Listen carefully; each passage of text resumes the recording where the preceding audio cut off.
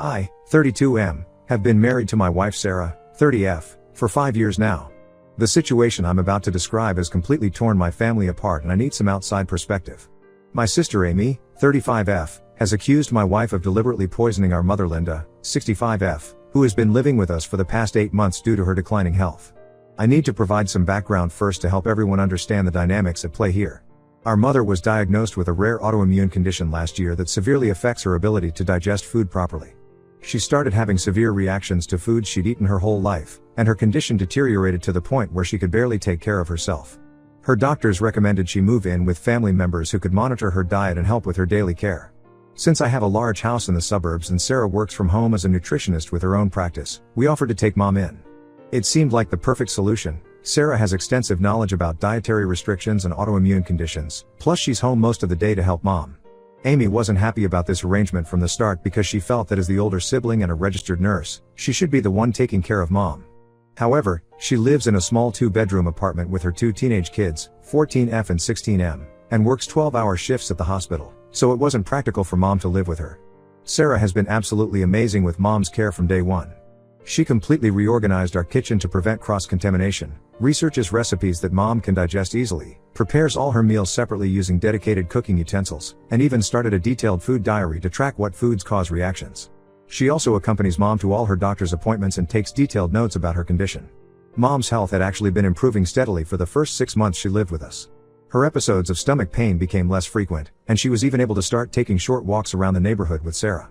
Things changed about 2 months ago when Mom started having severe stomach pains and vomiting episodes again. Sarah immediately adjusted her diet and contacted her doctors, but the symptoms persisted. That's when Amy started getting more involved, but not in a helpful way. Amy began visiting more frequently after Mom's symptoms worsened. She would show up unannounced, sometimes during her hospital breaks or between shifts, claiming she wanted to check on Mom. But I started noticing a pattern. She was really watching Sarah like a hawk. She would hover in the kitchen when Sarah was preparing Mom's meals, ask pointed questions about every ingredient, and even started taking photos of medicine bottles and food packages when she thought no one was looking. Sarah tried to be patient and answer all her questions, even offering to share Mom's food diary and the research she'd done about managing the condition. Amy's behavior got increasingly aggressive. She started making snide comments about Sarah's qualifications, suggesting that being a nutritionist wasn't the same as being a real medical professional like herself. She would question every decision Sarah made about Mom's care, from the brands of supplements she bought to the times she served meals. When Sarah suggested trying a new type of protein shake recommended by Mom's doctor, Amy spent hours researching the brand online trying to find negative reviews. Last week, everything came to a head. Mom had a particularly bad episode and had to be rushed to the hospital. While we were all in the waiting room, Amy suddenly started screaming at Sarah, accusing her of deliberately contaminating Mom's food with ingredients she knew would trigger reactions. According to Amy's theory, Sarah was feeling burdened by Mom's care, despite never showing any signs of this, and was slowly poisoning her to force her into a nursing home where she wouldn't be our problem anymore. When I asked Amy what evidence she had for these outrageous accusations, she claimed that as a nurse, she had noticed patterns in Mom's symptoms that suggested deliberate food contamination. She brought up how Sarah had mentioned feeling tired during a family dinner 3 months ago. Who wouldn't be tired after working and caregiving? She also referenced an incident where Sarah had forgotten to buy Mom's special bread during a grocery run, twisting it into proof that Sarah was negligent. The final straw for Amy was apparently finding an open package of wheat flour in our kitchen. Mom is severely gluten intolerant, which she claimed was proof that Sarah was secretly adding it to Mom's food. The truth is, I had bought that flour because I wanted to try baking bread during my time off after watching some cooking shows. Sarah had specifically told me to keep it in a separate cabinet away from Mom's ingredients and had even labeled the cabinet as contains gluten to prevent any mix-ups. When I defended Sarah, pointing out how she's done nothing but help Mom, Amy turned on me too. She accused me of being manipulated and blind to what was happening under my own roof. Then she dropped what she thought was her biggest piece of evidence. She claimed she had been collecting samples of Mom's food for the past month and had them tested at her hospital's lab. According to her, these tests showed traces of substances Mom was allergic to. When I demanded to see these test results, she got defensive and said she couldn't show them because she had technically done the testing unofficially. Mom was obviously distraught hearing all this. Sarah was in tears, not just from the accusations but from hearing how Amy had apparently been suspicious of her for months while pretending to be civil. I lost my temper and told Amy to leave the hospital. I told her she was no longer welcome in our house unless she apologized to Sarah and admitted she was wrong. She refused and instead threatened to report Sarah to Adult Protective Services. Looking back, there have been signs of Amy's hostility towards Sarah from the beginning of our relationship. When we first started dating 6 years ago, Amy was convinced Sarah was a gold digger because she came from a wealthy family but chose to work as a nutritionist instead of joining her family's business. She would make comments about Sarah playing and having a career while secretly planning to inherit her family's money. Even after Sarah proved herself by signing a prenup that Amy didn't know about and building her own successful practice from scratch, Amy remained cold towards her. There's also the fact that Amy never approved of anyone I dated, claiming they weren't good enough for her little brother. Before Sarah, I dated someone Amy initially liked, but as soon as things got serious, Amy found reasons to criticize her too. She's always been overprotective, but this situation with Sarah has taken it to a whole new level. I decided to cut contact with Amy until she comes to her senses. Our other family members are divided. Our cousins think I'm being too harsh and should at least hear Amy out since she has medical training and might have noticed something we missed. But our aunts and uncles agree that her accusations are ridiculous and harmful, especially since she can't provide any actual evidence. Mom is still in the hospital, and her doctors are running tests to figure out what caused the recent decline in her condition. Sarah visits her every day, despite Amy trying to convince the hospital staff not to let her in. Ida for choosing to believe my wife and cutting off my sister? Should I be taking these accusations more seriously given Amy's medical background? The whole situation feels surreal, and I can't believe my own sister would do this to our family. Update 1 first, I want to thank everyone who commented on my original post. The support and advice really helped me stay grounded during what has turned out to be the most chaotic 2 weeks of my life. There have been some major developments that I need to share. After 5 days in the hospital, Mom's test results finally came back. The doctors discovered the real reason for her declining health. She had developed new allergies to nightshade vegetables, tomatoes, peppers, eggplants, that were previously safe for her to eat. This sometimes happens with her type of autoimmune condition, where the body can suddenly start reacting to foods that were fine before. The doctors adjusted her diet plan, removing these vegetables completely, and she's already showing significant signs of improvement.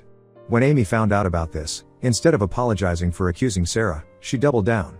She claimed that Sarah, being a nutritionist, must have known about these new allergies developing but kept feeding Mom those vegetables anyway. She even went as far as to say that Sarah probably noticed Mom's initial mild reactions but continued serving these foods to make her condition worse. This made absolutely no sense because Sarah was the one who first suggested to Mom's doctors that her symptoms seemed similar to her previous food reactions and requested the allergy tests. But here's where things get really interesting, and this is what finally exposed everything. Last Friday, I ran into Monica, one of Amy's coworkers who has been a family friend for years, at the grocery store. She asked how Mom was doing and mentioned how worried she was about Amy's recent behavior at work. When I asked what she meant, Monica revealed something shocking. Amy had never actually had Mom's food tested at the hospital lab. Monica explained that such unofficial testing would be impossible due to strict protocols about lab use and sample testing. Not only that, but Amy doesn't even have access to that department. As a nurse in the cardiac unit, she would have no way to run food contamination tests. When Monica heard through hospital gossip that Amy was claiming to have done these tests, she was concerned but didn't know how to bring it up. I decided to confront Amy about this lie immediately. I drove to her apartment that evening and showed her my phone recordings of my conversation with Monica. My state allows one-party consent for recordings. At first, Amy tried to claim that Monica was lying to protect the hospital, but when I pressed her about the specific details of these supposed tests, she finally broke down. She admitted she had made up the whole testing story because she was so sure Sarah was hurting Mom and thought having evidence would make everyone believe her. This led to a huge family meeting the next day where even more truth came out. We discovered that Amy had been systematically poisoning other family members' opinions of Sarah for weeks. She had created a private group chat called Protecting Mom where she had been sharing her concerns about Sarah's care of Mom, carefully excluding me and anyone who might defend my wife. She had been sending updates about Mom's condition that exaggerated her symptoms and implied Sarah's involvement. The most disturbing discovery came when our cousin Jenny pulled me aside after the family meeting. She revealed that during one of Amy's surprise visits to check on Mom, she had actually planted a hidden camera in our living room. Jenny only knew about this because Amy had tried to get her husband, who works in security, to help her set up additional cameras. He had refused and told Jenny about it, but Jenny had been too uncomfortable to tell me until now. When confronted about the hidden camera, Amy tried to justify it by claiming she did it to protect Mom. But when we demanded to see the footage, she admitted she hadn't found anything suspicious, just hours of Sarah patiently helping Mom with her meals, medications, and daily activities. The camera has since been removed and turned over to our lawyer, as this type of surveillance is illegal in our state without consent. Sarah is understandably devastated by all of this. She's been having anxiety attacks, especially after we discovered that Amy's campaign against her had spread beyond our family. Amy had been approaching Sarah's clients at the hospital. Many of her nutrition clients are referred by doctors there, and implying that Sarah was untrustworthy. She never made direct accusations, but she would say things like, "I wouldn't trust my family member with her," or "You might want to get a second opinion." As a result, Sarah is considering taking a break from her practice. Several clients have already canceled their consultations, and a doctor who regularly referred patients to her has stopped doing so. She's worried her professional reputation has been permanently damaged by Amy's rumors. I've consulted a lawyer about possible legal action against Amy for defamation and illegal surveillance. The lawyer believes we have a strong case, especially with the hidden camera evidence and the documented lies about the hospital tests. Most family members are now firmly on our side after learning about Amy's deception, but some still think we should work things out because we're family. They keep saying things like she was just worried about Mom or her heart was in the right place. Mom is especially torn about the whole situation. While she knows Sarah is innocent and has been nothing but helpful, she hates seeing her children at odds with each other. She's been crying a lot and blaming herself, wondering if she should have just moved into a nursing home instead of living with us. Sarah and I keep reassuring her that none of this is her fault, but it's hard seeing her so distressed. I'm planning to move forward with the legal action regardless of what anyone thinks. Amy's lies and actions have nearly destroyed my wife's professional reputation and have caused serious emotional distress to our entire family. I'll post another update when there are more developments. Update 2: The situation has taken several unexpected turns that I need to share. While going through old family photos with Mom during her recovery, we stumbled upon something that has completely changed our understanding of Amy's behavior. In an old photo album from 15 years ago, we found a stack of letters and engagement party invitations that revealed a shocking connection. Amy had actually been engaged to James, Sarah's cousin. Mom confirmed the story. Apparently, Amy and James had dated for 3 years and were engaged to be married. The engagement ended abruptly when James left Amy for another woman just 2 months before their planned wedding. Amy was devastated and had to cancel everything. She took it so hard that she moved to another state for a year to recover. When she came back, she never mentioned James or what happened, and the family respected her wishes by never bringing it up. Sarah had no idea about any of this because she wasn't close to that side of her family growing up. She was away at college when all this happened, and James was the black sheep of their family who everyone avoided talking about. The few times Sarah had mentioned James in passing, Amy had never shown any reaction that would suggest their history. But here's where it gets even more complicated. Our lawyer, while investigating Amy's defamation campaign against Sarah, discovered what might have triggered Amy's recent obsessive behavior. James has recently moved back to our city with his wife, the same woman he left Amy for, and their 3 kids. He's now a successful wellness entrepreneur and is planning to work with Sarah on developing a nutrition program for his company's employees. After some digging, we found out that Amy had learned about this business connection about a week before she started intensifying her accusations against Sarah. She had seen a promotional email from Sarah's nutrition practice announcing the upcoming collaboration. The project would have been a huge opportunity for Sarah's career, but now it's on hold because of all this drama. The timing explains why Amy suddenly escalated from general hostility to active sabotage. Finding out that Sarah would be working closely with James must have triggered all her unresolved feelings about the failed engagement. Instead of dealing with those feelings, she projected all her anger and resentment onto Sarah. We tried to organize a family therapy session to work through this mess. Our Aunt Susan, who's a counselor, offered to mediate.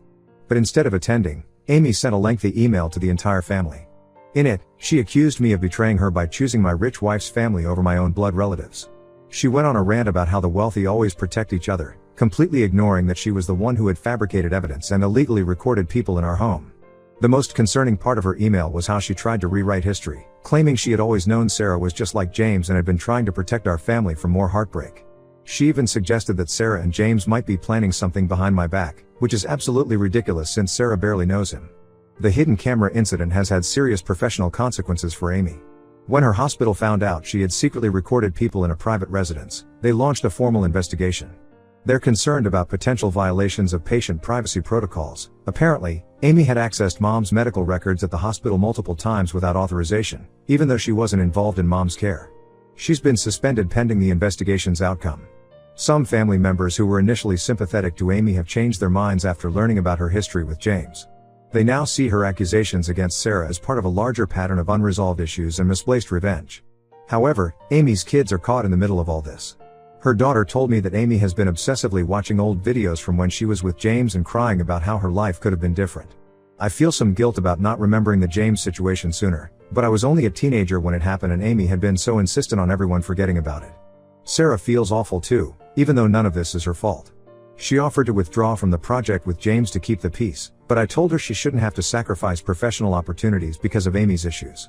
Mom is doing much better health-wise, but this revelation about Amy and James has her questioning everything. She keeps asking if she should have forced Amy to get counseling after the broken engagement instead of letting her pretend it never happened. I'll update again once the hospital investigation is complete.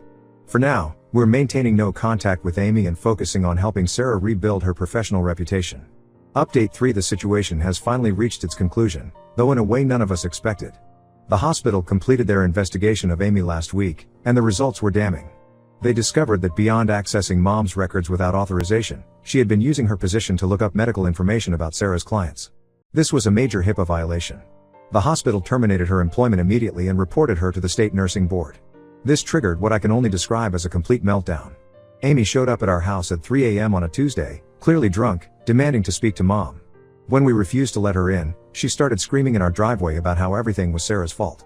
She claims Sarah had orchestrated her firing by telling lies to the hospital administration, even though Sarah had nothing to do with the investigation. The noise woke up our neighbors, and one of them called the police. Before they arrived, Amy started throwing rocks at our windows and threatening to expose us on social media. We got the whole incident on our security cameras. She only left when she heard police sirens approaching. True to her threat, Amy spent the next day creating multiple social media posts accusing Sarah of elder abuse, professional fraud, and having an affair with James. She even posted edited screenshots of text messages to make it look like Sarah was admitting to wrongdoing. Our lawyer immediately sent her a cease and desist letter, warning her about defamation charges. She deleted the posts, but by then, screenshots had already circulated in our local community. But that wasn't the end of it. We discovered she had been sending anonymous emails to Sarah's clients and professional contacts. These emails included wild accusations about Sarah's qualifications and character, alongside the same edited screenshots from social media. Some of these emails even contained thinly veiled threats about making sure the truth comes out. This was the final straw. We filed for a restraining order and are proceeding with legal action for defamation, harassment, and emotional distress. The evidence is overwhelming. We have the security footage, the social media posts, the anonymous emails traced to her IP address, and testimony from her former hospital colleagues about her obsessive behavior. Mom made the difficult decision to move into a senior living community nearby. Despite our assurances that she's welcome to stay, she feels this is the best way to maintain her independence and keep peace in the family. She's actually doing well there. They have staff trained in managing dietary restrictions, and she's made friends with other residents. The fallout within the family has been severe. Most relatives have cut contact with Amy, especially after seeing the security footage of her drunken rampage. Her ex-husband filed for full custody of their kids after the incident at our house, and the judge granted it. Her kids are now living with him full-time and are in therapy to deal with everything that's happened. Amy has moved to another state to live with a distant cousin. Last we heard, she's trying to get her nursing license transferred, though that might be difficult given the pending investigation by the nursing board. She sent one final email before leaving, not to apologize, but to blame everyone else for ruining her life. Sarah's business is slowly recovering. The incident actually led to some positive changes. She's expanded into virtual consultations and is working with a larger medical practice now, which has helped rebuild her client base. The project with James's company is moving forward, and he's been surprisingly understanding about the whole situation. Looking back, I realize that cutting toxic people out of your life is sometimes the only solution, even if they're family. Amy's issues with James clearly ran deeper than any of us realized, but that doesn't excuse her attempts to destroy Sarah's life and reputation. Sometimes the hardest decisions are the right ones, and I don't regret choosing to protect my wife and our life together.